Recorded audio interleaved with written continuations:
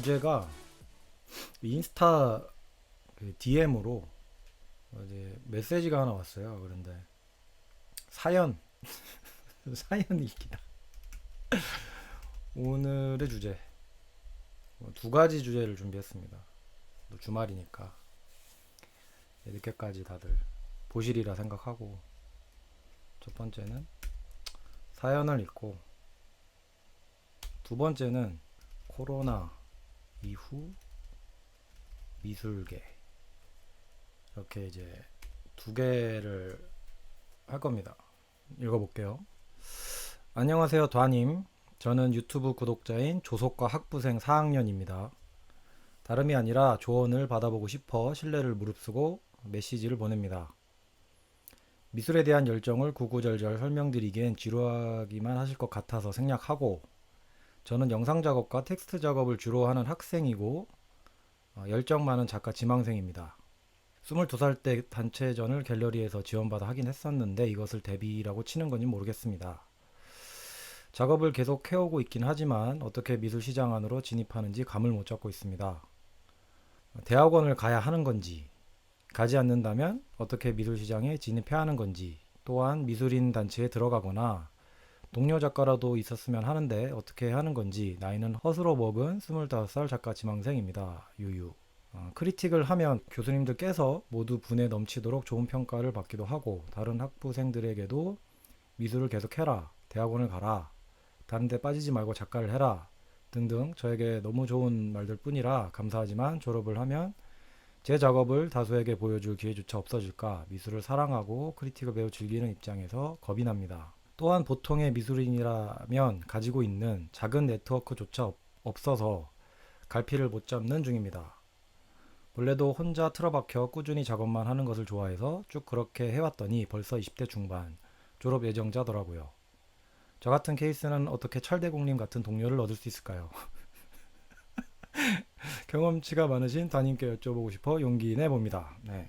어떤 뭐 이렇게 사연이 왔는데, 이제 학부 졸업생이시고 이제 25살, 여자분이신지 남자분이신지 잘 모르겠고 질문이 많죠. 작업은 되게 칭찬을 많이 받는다고 하시는데 작업은 직접 못 봤어요. 저는 직접 못 봤고, 영상 작업이랑 텍스트 작업을 한다고 그랬잖아요. 제가 그 제안을 드리는 건, 일단은 저는 이제 일단 대학원을 안 가서, 일단 저기 대학원을 졸업한 이제 작가분이랑 이제 통화를 한번 할 겁니다. 그때 한번 물어볼게요. 대학원 같은 경우에는. 근데 영상 작업이랑 텍스트 작업을 하면 일단은 작품을 팔 수가 없습니다. 못 팔아요. 영상 작업이랑 텍스트 작업을 하면 그때 페인팅으로 시작을 하는 이유가 있어요. 조속과 같은 경우에는 이제 조각을 하거나 이제 뭐 알바, 조형 작업 같은 거 알바를 한다던가 뭐 이런 식으로 해서 돈을 좀 벌긴 하는데, 하여튼 미디어 뭐 설치, 텍스트 작업이면은, 영상이랑 텍스트면은 이제 미디어 설치 같은 거 할 때 설치 작업도 팔기가 힘들어요. 일단은 초반에 돈을 버셔야 합니다. 부업을 하셔야 돼요. 부업을. 돈 벌기가 너무 힘들어요.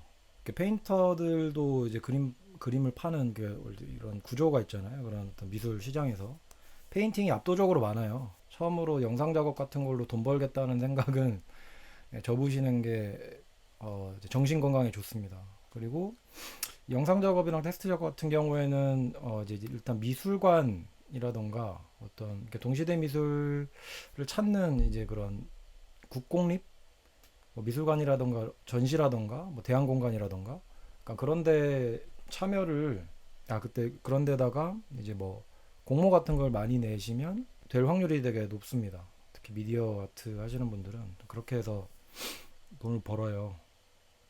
참고로 영상 작업이 좋아서 USB로 받으면 캔버스 작품 받을 때랑 다를 것 같네요. 근데 이렇게 USB로 사기는 하긴 하거든요.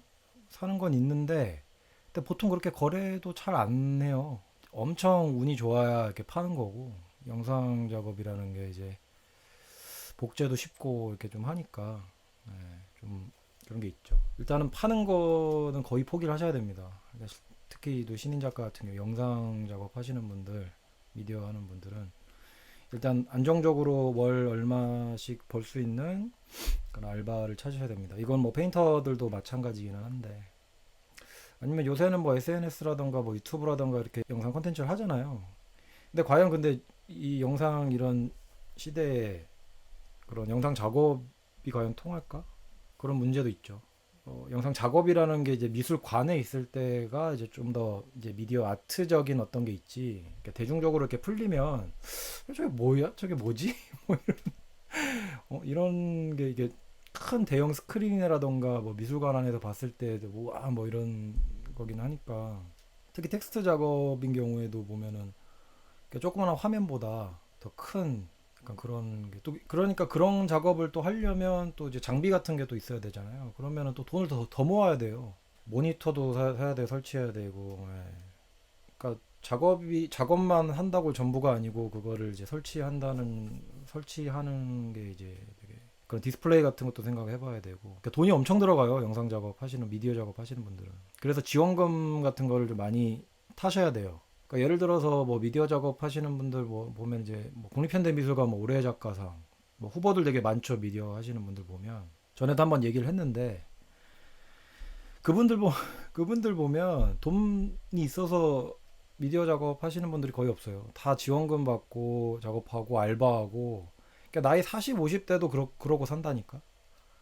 영상 작업 하시는 분들 보면 미디어 아트 뭐 설치 미디어 그러니까 이제 서도호 뭐 이불 이런 작가만 생각을 해보면 정말 설치 작업 뭐 돈 막 간지나고 막 돈 많이 벌고 막 이럴 것 같잖아. 그 손에 꼽는다니까요. 버티기를 하셔야 된다. 그러니까 미술 시장에는 어떻게 진입을 해야 하나? 자꾸 보여줘야죠. 뭐 작품을 자꾸 보여줘야 됩니다. 그러니까 뭐 공모를 많이 하고. 근데 영상 텍스트 작업을 하면서 미술 시장에 진입하는 거는 조금 나는 좀 힘들지 않을까. 일단 갤러리에서는 영상을 취급을 잘 안 하고 일단 미술관으로 가야 되는데 미술관은 이제 미술 시장이라기보다는 이제 뭐 아카이브나 뭐 일단 이제 뭐 이제 새로운 동시대 미술을 보여주는 역할이니까 어떻게든 많이 보여줘야 될 이제 루트를 찾아야겠죠. 미술 시장, 뭐 아트 페어는 이제 뭐 일단 좀 힘들겠지만 뭐 영상은 영상대로 하고 그 다음에 조속화 하시니까 뭐 조형 같은 이제 아까 말했던 이제 조형에다가 뭔가 연결을 할 수 있는 어떤 그런 것도 좀 생각을 좀 하시면 좋을 것 같아요. 영상의 조형. 예를 들어서 그 옛날에 한창 좀 유행했던 그 미디어 파사드 같은 거 있잖아요. 뭐 그런 것도 좀 공부를 좀 하시면 좋을 것 같고. 어쨌든 미디어만으로는 승부 보기가 쉽지가 않아요. 영상 자체가 워낙 잘하시는 분들도 많고, 특히 뭐 영상은 뭐 영화가 끝이잖아요, 거의. 그냥 영상은 영화가 끝이잖아요. 요새는 뭐 광고도 뭐 엄청 그렇고. 그러니까 예를 들어서 뭐 사진 작가분들 보면 이게 사진을 옛날에는 뭐 인물 찍고 뭐 이렇게 뭐 새로운 뭐 이게 뭐 이런 것들 하셨지만 최근에 뭐 사진 작가분들 보면 거의 설치 작업이랑 병행을 해요.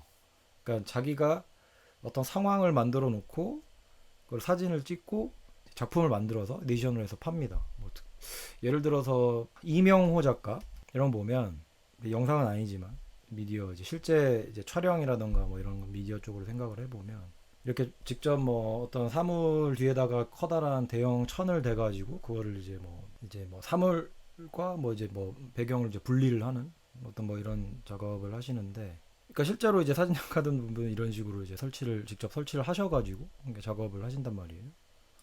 이렇게 지금 설치하는 거 보이시죠?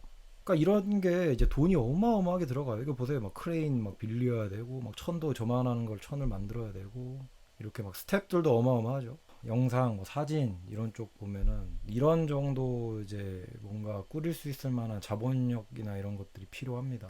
미술 네트워크는 아마 이 경우에는 영상이라던가 이런 걸 하시면 아마 그 공모 같은 걸 많이 하시잖아요.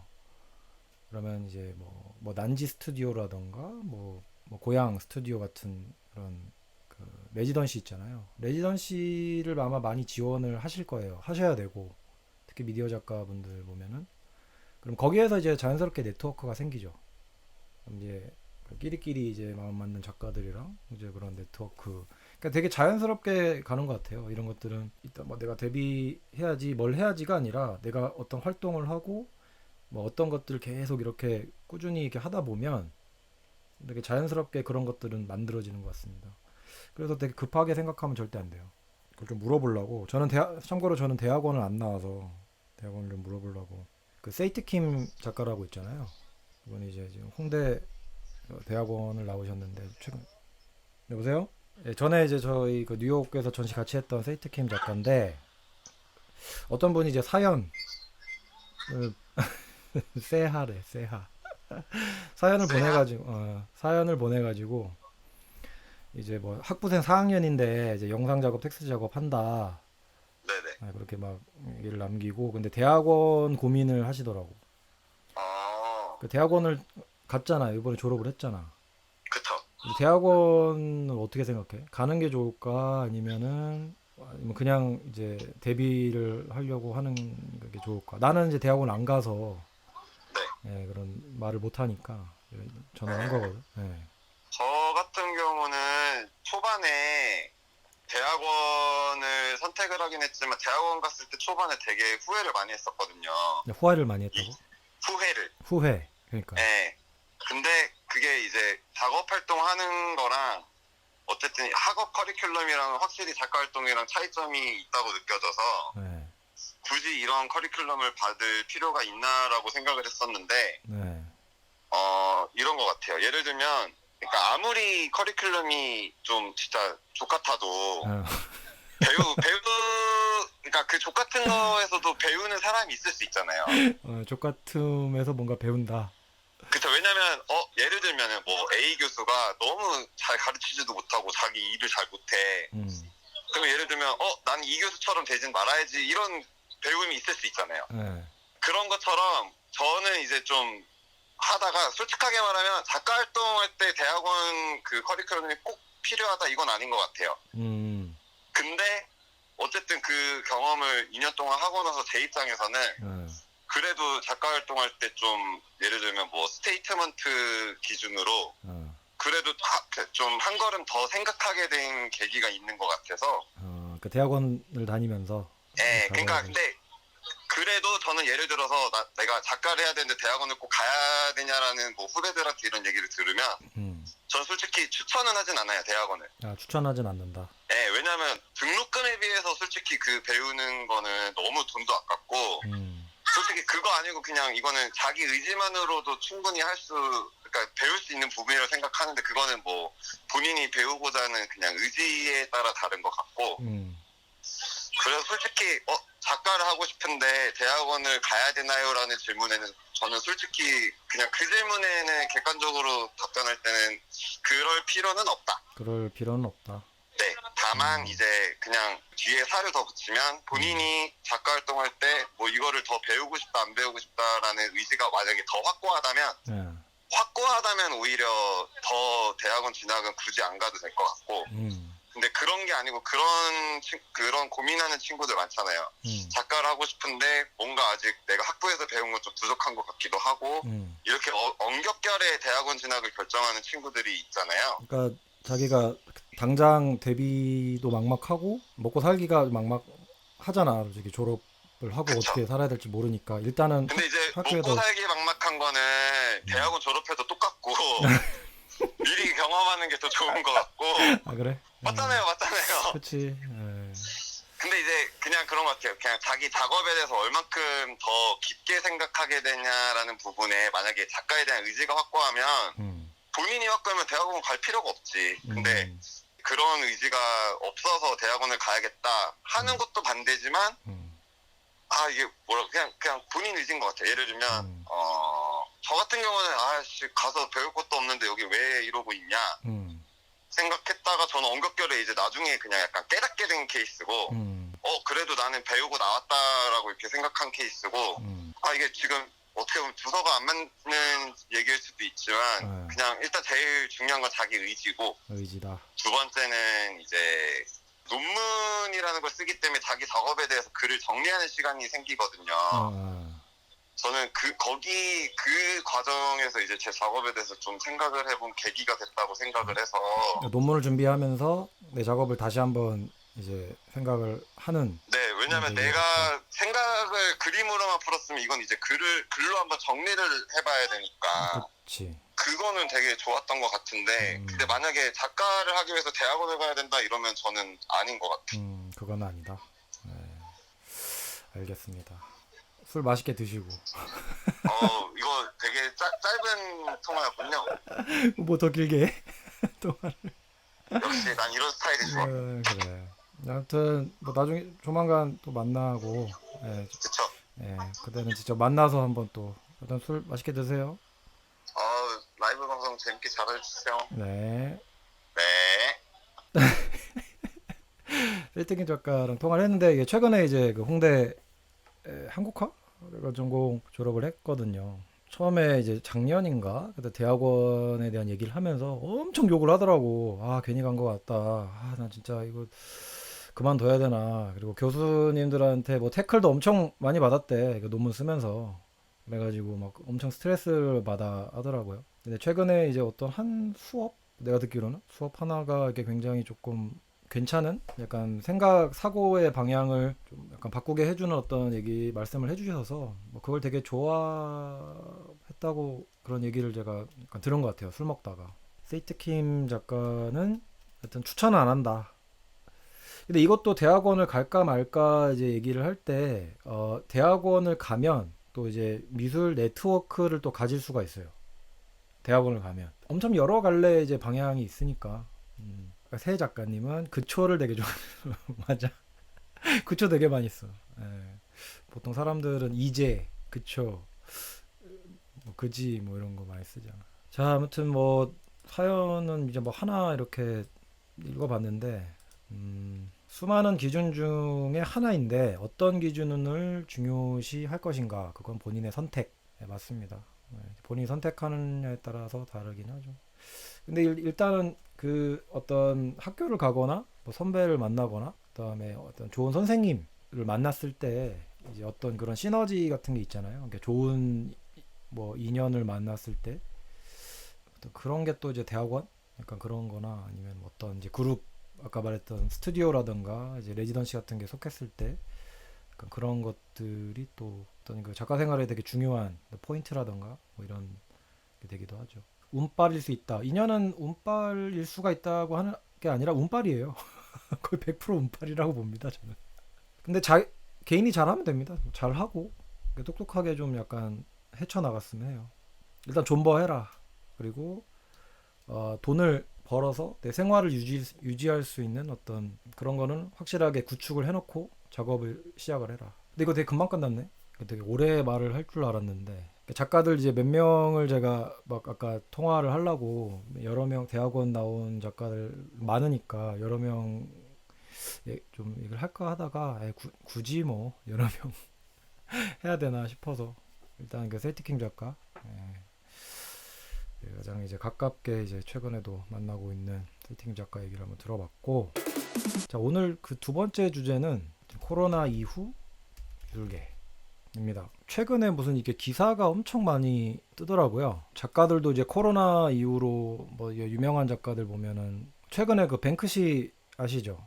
뱅크시가 최근에 그 병원에다가 작품을 기부를 했나? 막 그렇잖아요. 그 어떤 작품이냐면 게임 체인저라는 이제 작품인데 이 작품을 이제 병원에다 기증을 했대요. 근데 코로나 이제 사투를 벌이고 있는 병원에다 기증을 했는데 인스타에도 제가 올리긴 했어요. 임꺽 정류 최강자, 시대의 흐름을 아는 작가. 하여튼 최근에 이제 작가들이 자세, 동시대 미술 작가들의 어떤 자세라던가 어떤 시대 정신이라던가 이런 것들이 가장 잘 드러나는 작가 중 하나긴 하죠. 이 작가의 작품을 이제 뭐 경매 붙여가지고 이제 그 병원에 있는 이제 환자들을 위해서 뭐 쓴다고 하기도 하고. 다음 최근에 또 데미안 허스트가 또 인스타에다가 또 작품을 했더라고요. 보셨어요? 혹시 인스타 같은데? 그 뱅크시는 오늘 뉴스에 나왔어요. 네. 데미안 허스트는 이렇게 무지개로 이제 나비로 작업을 해가지고 이거 못 보셨어요 이거? 하트랑 무지개. 뭐 꼭 무지개가 동성애는 아니잖아요. 그냥 뭐 어떤 희망의 상징이라던가 뭐 그런 걸 수도 있으니까. 여기 써놨네. 한글로 번역된 걸 보면 저는 국립보건원 직원들이 전국 병원에서 일하고 있는 일의 경의를 표할 무언가를 하고 싶었습니다. 무지개는 희망의 상징이며 이것으로 부모와 자녀가 자신만의 버전을 만들어 집 창문에 붙여놓는다면 더욱 훌륭할 것이라고 생각합니다. 그러니까 자신이 나름대로의 그런 표현을 한번 해봐라. 다들 이제 셧다운으로 이제 못 나가고 하니까. 데이비드 호크니 같은 경우에는 또 무슨 뭐 수선화인가 그런 걸 그려가지고 이제 뭐 작품을 또 이제 게시를 하고 그랬다고 하더라고요. 최근에는 또 어떤 게 있었냐면 그 데미안 허스트 뭐 어떤 미국의 데미안 허스트 그 땡땡이 작품 있잖아요. 땡땡이 작품을 이제 다 쪼개가지고 그거를 이제 경매에 붙인 거예요. 근데 그게 이제 원래 그 작품 원본 가격보다 한 7배 넘게 팔아가지고 좀 화제가 됐었죠. 뭐 그거 가지고 또 뭐 약간 뭐 기부를 한다 그랬나? 뭐 약간 그랬던 것 같아요.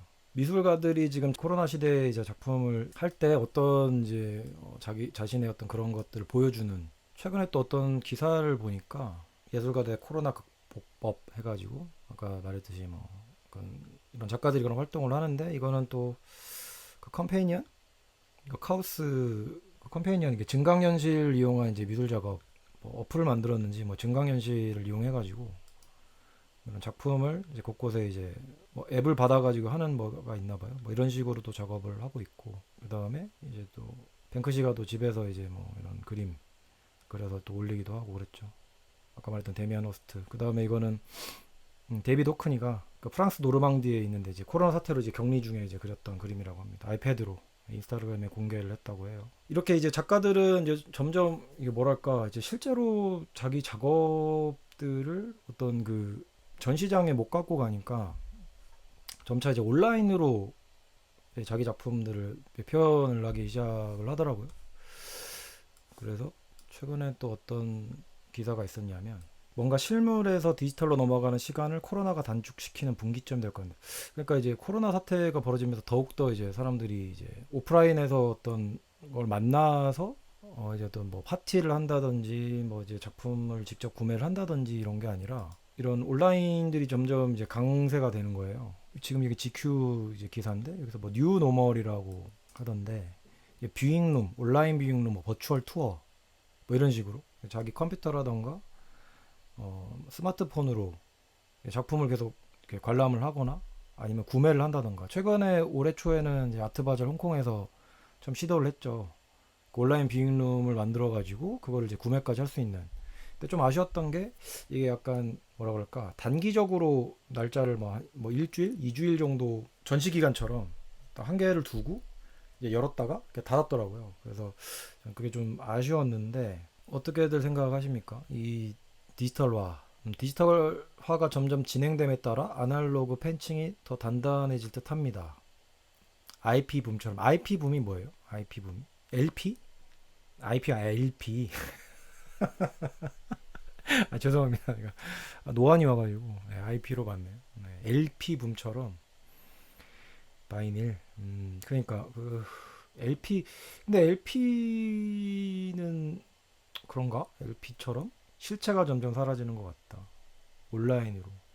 그럼 실제로 그림을 그릴 이유가 없네. 작가들은.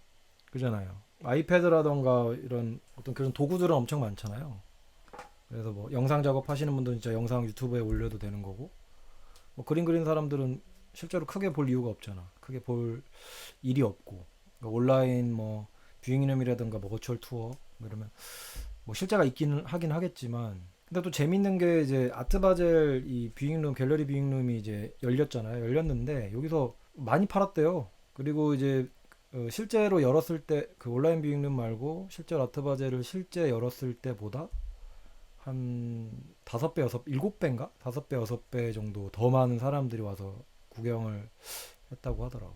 일단 잘 알려진 작가는 온라인 판매에 무리가 없을 것 같고 신진 작가는 한계가 있을 것 같고요. 너무 당연한 말이지만요. 네, 맞아요. 그것도 문제라고 봅니다. 이미 유명해진 작가들은 판매가 뭐 실제 온라인으로 그냥 보여줘도 아트바젤이 이제 그 어떤 판매를 하는 것도 일단 유명한 작가들 그 다음에 갤러리들이 직접 자기들이 컬렉터들을 보유하고 이미 뭐 카탈로그라던가 이런 것들은 보여내 줬을 거 아니에요. 실제 뭐 작품도 봤을 거고. 그러니까 더 사기가 수월한데 신인 작가들은 실제로 보여줄 게 정말 힘드니까 오히려 그 신인 작가들 입장에서는 좀 더 디지털 작업에 더 많이 넘어가지 않을까. 오히려 온라인이라서 신진 작가에게 유리할 수도 있다. 뭐 어떻게 보면 또 그럴 수도 있겠죠. 아트바젤 뭐 뷰잉룸이라고 만든 어떤 사이트랑 그다음에 어떤 비슷한 퀄리티라던가 어떤 그런 걸로 뷰잉룸을 또 만들 수가 있잖아요. 뭐 돈만 주면 만드는 거니까. 그런 것들 이제 뷰잉룸을 해가지고 신인 작가들 걸 또 걸어두면 또 같이 홍보를 하고 그런 게 또 있을 것 같네. 작은 가치에 대한 수요층을 확보해진다. 너무 되게 그 신인 작가나 이제 뭐 약간 안 유명한 작가들, 이제 젊은 작가들에 대한 어떤 그런 게 굉장히 확고하신 공평하게 갈까 과연? 근데 진짜로 그럴까요? 나는 오히려 아까 말했듯이 신인 작가는 좀 한계가 있을 것 같기도 한데 아예 그냥 그 클래식 전통적인 이제 페인팅이라던가 이런 거는 완전히 다 사장되지 않을까요? 이런 이 기점으로 실제로 내가 물감을 사다 그릴 이유가 없는 거야 이제는. 그 온라인에서만 보여준다면 그런 프린팅이라던가 약간 뭐 이런 쪽으로 더 많이 가지 않을까요? 근데 또 재밌는 게 여기서 이제 글을 보면 온라인 플랫폼은 특히 디지털과 친숙한 젊은 밀레니얼 세대에게 강세를 보였다. 글로벌 금융기업 UBS가 매년 발표하는 이번 2020년 글로벌 아트마켓 보고서에 따르면 고액 순자산 보유자 중에 밀레니얼 컬렉터들이 가장 주기적으로 온라인 플랫폼을 사용하며 이들 중 92%가 온라인을 통해서 미술 작품을 구입한 적이 있다라는 통계와 일맥상통하는 것이다. 그러니까 젊은 컬렉터들은 실제 가서 보는 것보다 뭐 실제 가서 당연히 봐야겠지만 약간 이런 이제 온라인으로 더 이제 구입을 많이 하는 그런 추세가 더 강해진다. 특히 젊은 컬렉터들 사이에서는 신인 작가 중심인 온라인에서 중견 언론 작가들이랑 같이 계속 보여주면서 순환될 것 같은데 뭐 그럴 수도 있겠지. 그럴 수도 있겠죠. 되게 재밌었던 게 그러니까 이거는 좀 다른 얘기긴 한데 코로나 사태가 오고 나서 제가 그 인스타 보니까 이제 유명한 이제 그 대가들 인스타그램 팔로우를 했거든요. 뭐 다카시라던가 뭐 올라팔리아슨이라던가 아니면은 뭐 갤러리들 뭐 이런 거 보면 데미안호스트라던가 이 양반들이 최근에 데미안호스트도 그렇고 데미안호스트 라이브를 하더라고. 인스타 라이브를 해요. 그래서 막 질문 받고 막 대답해주고 그다음 최근에 얼마 전에 또 올라팔리아슨이 어떤 다른 무슨 가구 회사인가 거기랑 둘이 이제 막뭐 대화하는 그런 라이브를 또 하기도 하고 그다음에 무라카미 타카시 같은 경우는 이제 인스타 라이브로 막 밥 처먹는 거 요리하는 거 뭐 이런 거 뭐 자꾸 라이브 올리더라고. 오늘도 아까 그 타카시가 라이브를 하던데. 그러니까 오히려 코로나 사태가 이제 생기면서 좀 어떻게 보면 좀 재밌는 게 그 어떤 뭐 대가라던가 제가 뭐 작품밖에 볼 수 없었던 어떤 그런 그 작가들 있잖아요. 조금 더 많이 이제 가까워지는 느낌이라고 해야 되나? 뭐 실제 뭐 세미나를 가야 직접 내가 그 나라를 간다던가 뭐 세미나를 간다던가 약간 그렇게 해야만 그 사람 얘기를 들을 수 있었는데 최근에는 되게 그런 작가들이 굉장히 라이브 방송이라던가 뭐 Q&A 방송이라던가 이런 것들을 굉장히 이제 적극적으로 운영을 하더라고요. 네, 인스타 한번 많이 그 팔로우를 해두시면 그분들 이제 방송하는 걸 가끔 이제 하는 걸 보실 수 있습니다. 뭐 재밌더라고요. 못 알아듣겠는데 진짜 무슨 막 엄청 많진 않지만 그래도 한 1000명은 넘게 이제 막 그런 작가들 라이브 보면서 막 지들끼리 막 얘기하고 놀고 그러더라고요. 그냥 그런 느낌은 좀 되게 어떻게 보면 조금 더 좋은 방향 아닌가? 그러니까 막 대가라고 해서 막 어깨 뻣뻣하게 막 이러면서 막 되게 프라이빗한 그런 관계가 아니라 조금 더 대중적으로 다가갈 수 있는 기회가 되지 않나 싶기도 하고. 아 그리고 또 데이비드 조어너 갤러리 있잖아요. 뉴욕에 있는 데이비드 조어너 갤러리 보면 읽어드릴게요. 훌륭한 갤러리스트들은 전 세계 곳곳에 컬렉터, 작가, 큐레이터, 사상가, 후원자들을 연결해줄 수 있는 능력을 가지고 있다. 이들은 코로나19 사태가 장기화되기 시작하면서 새로운 창구를 발빠르게 모색해왔다. 그러니까 뉴욕 도시가 전체 마비되면서 데이비드 조어너는 작은 규모의 12개 갤러리를 초대해서 소속 작가 작품을 2점씩 소개하는 프로젝트를 온라인으로 진행하고 있다. 이런 건 되게 좋은 것 같아요. 그러니까 큰 갤러리죠. 뭐 데이비드 조어너 하면 이제 뭐 뉴욕에서 뭐 거의 3대 갤러리라고 할 수 있는 그런 갤러리인데 중소형 화랑들이 완전히 다 작살이 난 상황이잖아요. 그 대형 화랑밖에 살아남지 못해요. 지금 상황에서는.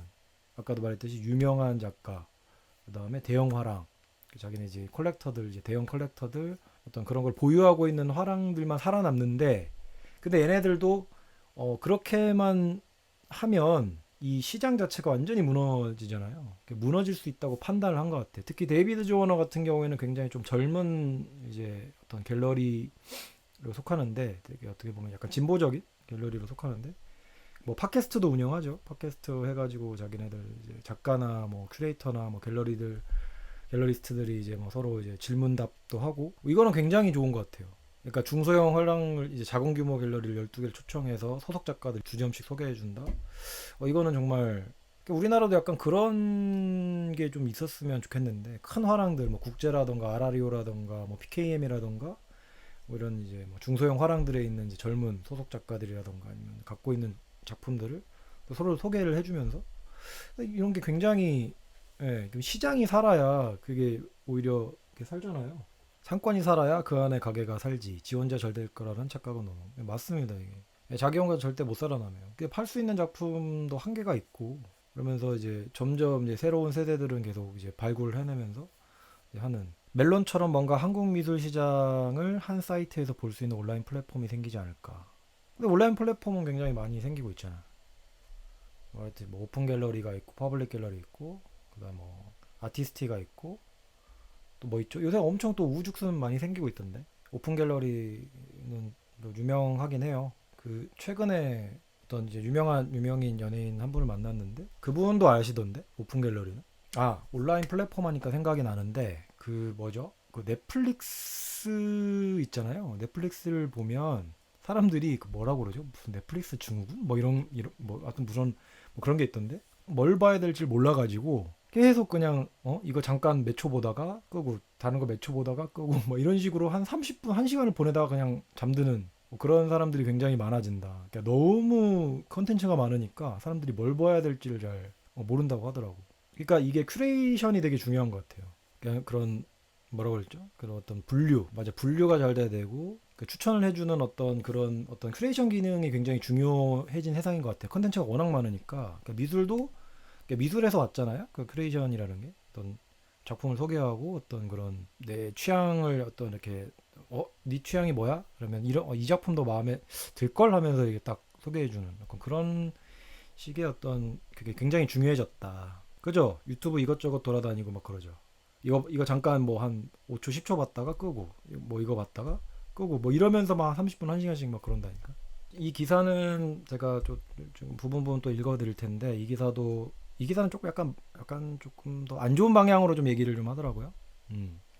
가고시안, 하우젠워스, 뭐 블라움앤포 같은 화랑들은 고객이 부자 컬렉터들이고 세계 여러 도시에 지부가 있으며 블루칩 유명 작가들의 작품을 다루기 때문에 전시장 문을 열든 안 열든 작품 판매에는 큰 어려움을 겪지 않는다. 그러나 투자형 미술이 아닌 예술적 가치를 지켜온 로컬 갤러리들은 한동안 회생이 힘들 것이다. 미술계 위층은 상업 파단에 그치지 않는다. 비영리 기관인 미술관과 박물관도 이 위기를 피하지 못하는 건 당연하다. 국제미술관 학회는 현재 코로나 팬데믹으로 전 세계 뮤지엄의 95%가 문을 닫았는데 이 중 10개 중 1개는 다시 문을 열지 못할 것으로 보고 있다. 이런 거 보면 되게 좀 심각하죠. 미국 뮤지엄 연맹은 지난 3월 당장 정부의 지원이 없으면 약 30%의 뮤지엄이 코로나 위기에 살아남지 못할 것 보고서를 연방의회에 제출했다. 유럽 뮤지엄 네트워크도 유럽 41개국 가운데 30여 개국을 조사한 결과 영구 폐쇄가 예상되는 곳이 수두룩하다. 100년의 역사를 가진 런던의 찰스 디킨스 뮤지엄 같은 곳조차 문을 닫게 될 것이라는 우려가 나온다.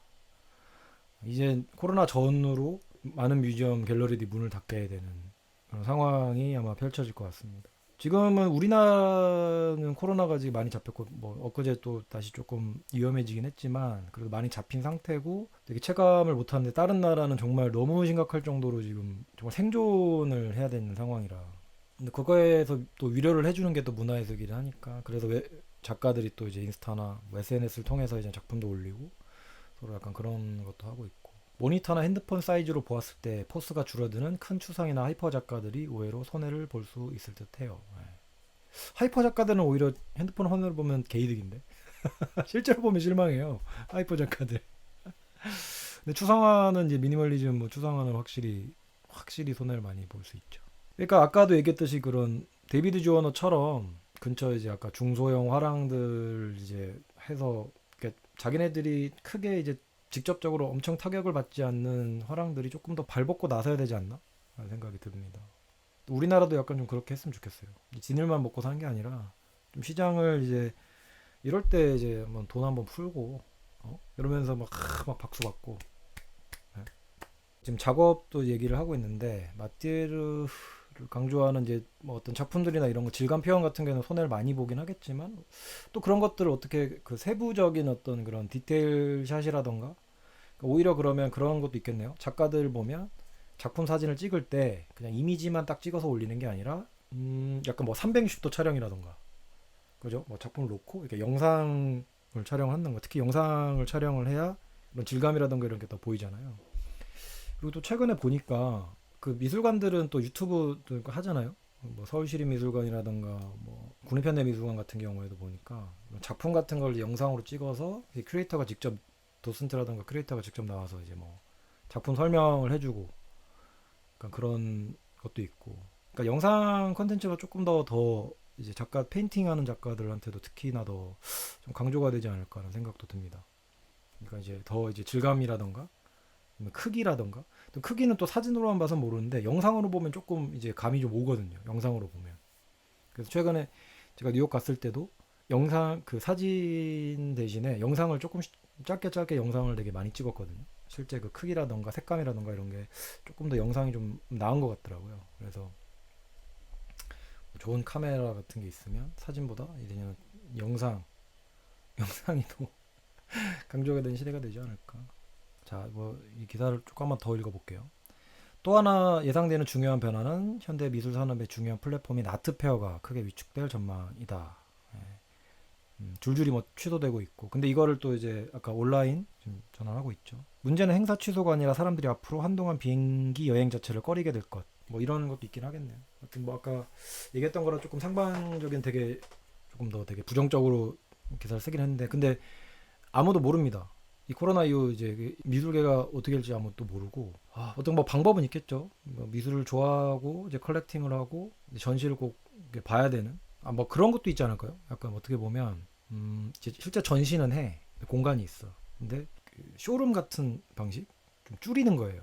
약간 규모가 커지는 게 아니라 뭐 예약제 뭐 이런 거 있잖아요. 사람이랑 안 마주치게 뭐 1시간 아니면 30분 뭐 이 정도로 해가지고 프라이빗하게 뭐 2명에서 내지만 3명, 4명 많아봐야 뭐 그 정도만 이제 쇼룸처럼 이제 꾸며서 작품 딱 보고 그죠? 예약제 관람 이런 것도 되게 괜찮지 않을까? 국현이 지금 예약제로 받아요. 사람이 또 한꺼번에 몰리면 안 되니까 나월 전시도 예약제예요. 또 보통 이제 그 작품을 이제 제대로 보려면 막 사람들 막 북적북적 뭐 어떻게 하는 것보다 이제 한 명이나 둘이 이제 가서 딱 보는 그게 훨씬 더 작품이랑 또 교감도 되고 더 집중이 되고 부자들은 자신을 위한 코로나 도피용 섬도 산다. 섬 이미 사놓지 않았을까? 일본 작가는 코로나로 예약제로 운영. 그러니까 그러네. 이미 내가 되게 아이디어를 냈는데 이미 다 하고 있네. 내가 좀 느렸네. 예. 대부분 미술관들이 다 예약제 재개관을 준비하고 있대요. 네. 젊은 작가들은 어떻게 해? 예약제 하면은 예약이 들어와야 되는데 예약도 안 올 거 아니야. 아닙니까? 아니 어느 정도 인지도 있는 작가일 경우에나 예약을 받고 예약할 거 아니야. 근데 나 아무도 모르는 신인 작가인데 그 예약을 하면 예약을 할까? 보통 이제 그런 작가들 작품을 보려면 그냥 들어가잖아요. 그냥 이렇게 너 한번 구경해 볼까? 뭐 이렇게 해서 들어가는데 약간 그런 이제 문턱도 생기겠네. 그죠? 신인 작가들은 또 이게 좀 힘들겠네요. 그런 게. 작가분들은 예약을 할 필요가 없다. 일본 옷가게 하는 분도 한 달 쉬었다 예약제로 판다. 인지도 작가 옆에 슬쩍 끼워서 추천? 갤러리에 따라서? 그러니까 이거는 또 아까도 말했듯이 데이비드 조어처럼 유명한 화랑이 이제 어떤 그런 걸 좀 해주는 그러니까 그런 게 좋을 것 같네. 아니면 그러니까 제가 좀 요새 생각을 하는 게 제가 이제 유튜브를 하고 방송을 계속 하고 있으니까 조금 더 이제 구독자들이나 그런 팬분들이 좀 쌓이기 시작하면 이제 뭐 영상 컨텐츠로 뭐 라이브로 이제 어떤 그런 작가 인터뷰 동시에 이제 도슨트도 하면서 저도 공간을 만들었잖아요. 조그마한 공간 그런 걸 또 예약제를 운영을 하기도 하면서 어떤 그런 거를 좀 하고 싶거든요. 저도 개인적으로. 그래서 이제 조만간 좀 빨리 코로나 사태가 조금 더 가라앉으면 이제 뭐 6월부터 일단 시작을 할까 하는데 저도 한번 그런 걸 해보고 싶다. 심지어 샌프란시스코에 있는 100년이 넘는 유서 깊은 미술대학은 코로나 바이러스로 신입생을 못 받고 파산으로 학교가 문을 아이고. 그러니까 미국이 여기 지금 그 나왔던 게 미국은 약간 그 더 그 기부금 형식으로 운영을 하잖아요. 그러니까 후원을 받는 거야 기부금. 정부에서 이게 지원을 안 해준대요. 미국 같은 경우에는 그 뮤지엄이라던가 그 미술관, 뭐 박물관들이 그래서 후원금으로만 해서. 그러니까 최근에 그 뭐죠? 그 메트로폴리탄 같은 경우에도 최근에 돈을 받기 시작을 했다며. 몇 년 전부터. 원래는 돈 안 받다가. 근데 이제 후원금이 점점 줄어들어가지고 그렇게 선택을 했다고 하던데. 근데 지금 이렇게 직격탄 맞아가지고 이제 돈 있는 사람들도 당장 후원을 못하고 후원금 빼버리고 이러면 이게 정말 큰일이죠. 앞으로 더 이상 그 못 볼 수도 있어. 명화들이나 이런 거 실제로 못 본다고. 그래서 실제로 학교에서 학생들이랑 졸업생한테 기부를 부탁하는 메일을 돌리긴 아이고. 근데 이제 학교 학생들은 저걸 내잖아. 학비를 내잖아요. 근데 기부를 또 해달라고 한다고? 그건 좀 너무 웃긴데? 학비를 내는데 그 졸업생들 중에서 좀 해달라고 해야 되는 거 아니야? 좀 잘 나가는 졸업생 뭐 이런. 아니, 미국 좀 이상한 것 같아. 하여튼 뭐 또 코로나가 이렇게 좀 사람들 그 패러다임을 많이 바꿔놓고 있습니다. 특히 미술계 예술계들은 특히 지각 변동이 엄청난 것 같아요. 노블리스 오블리제. 그 노블리스 오블리제 실천해야 되지. 네. 좀 중요한데 지금 많이 이제 기부하고 많이 뭔가 어떤 그런 걸 많이 해야 되는데 최근에 뭐 또 지금 전시 같은 거 혹시 가신 분 계신가? 나월 개인전. 세상에는 돈이 많아서 어디에 써야 할지 모르는 사람도 알고 보면 주변에 많이 있습니다. 전시 문화나 미술 작품 보고 즐기는 교육이 되어 있지 않은 게 문제죠. 우리나라 아트페어는 유목형 판매 전략으로 갈수록 서로가 어려워지는 추세인 듯합니다. 저 얼마 전 경리단길에 아트딜라이트 길래 정직성 작가님. 그러니까 이게 안 열 수도 없는 거야. 그러니까 장사를 안 할 수도 없잖아. 근데 그 갤러리는 그래도 좀 다행인 게 사람이 막 몰려들진 않으니까 그나마 조금 다행인 것 같아요. 국공립미술가들은 다 문을 닫았고 예약 개관 진행 예정이고 사립미술관들은 4월 말부터 순차적으로 열었던 것 같아요. 그렇군요. 최근에 저도 이제 뭐 거기 갔다 왔고요. 네, 잠깐 삼청동 갔다 왔는데 썰 하나 풀어도 되나요? 푸세요. 푸십시오. 네. 공간은 좋은데 말이 많다고? 왜요? 뭔가 흥미진진. 네.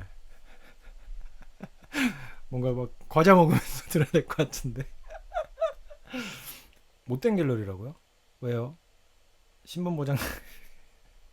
어차피 근데 이거 영상에는 그 채팅이 안 나가요. 영상에는 채팅이 안 나가니까. 얘기하십시오. 흥미진진한 얘기. 갑자기 시청자 수가 막 늘기 시작하며.